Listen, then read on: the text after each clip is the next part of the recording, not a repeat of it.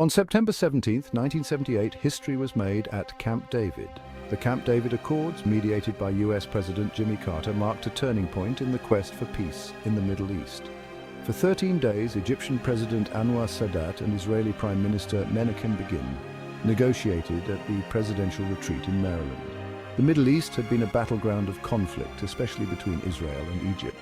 Wars like the 1967 Six-Day War and the 1973 Yom Kippur War had left deep scars. By the late 70s, Sadat sought peace to revive Egypt's economy and bolster its international standing. President Carter took the initiative, inviting both leaders to Camp David to hammer out a peace framework. The negotiations were intense, fraught with historic grievances over territory, sovereignty and security. Carter played a vital role, often mediating separately with each leader to bridge the gaps. Sadat wanted the return of the Sinai Peninsula, while Begin was focused on Israel's security. Despite their differences, the Camp David Accords emerged with two key frameworks.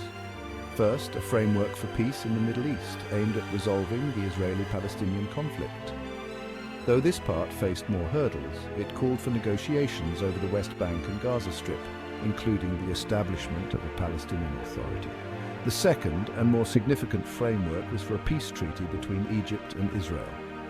Israel agreed to withdraw from the Sinai Peninsula, and in return, Egypt recognized Israel's right to exist. This breakthrough led to the Egypt-Israel Peace Treaty in March 1979, making Egypt the first Arab nation to officially recognize Israel. Sadat and Begin's efforts earned them the Nobel Peace Prize in 1978.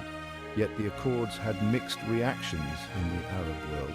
Some saw it as a betrayal of the Palestinian cause, and Egypt faced temporary expulsion from the Arab League. Though the broader Israeli-Palestinian conflict remains unresolved, the Camp David Accords stand as a testament to the power of negotiation and compromise. They forever changed the landscape of Middle Eastern diplomacy.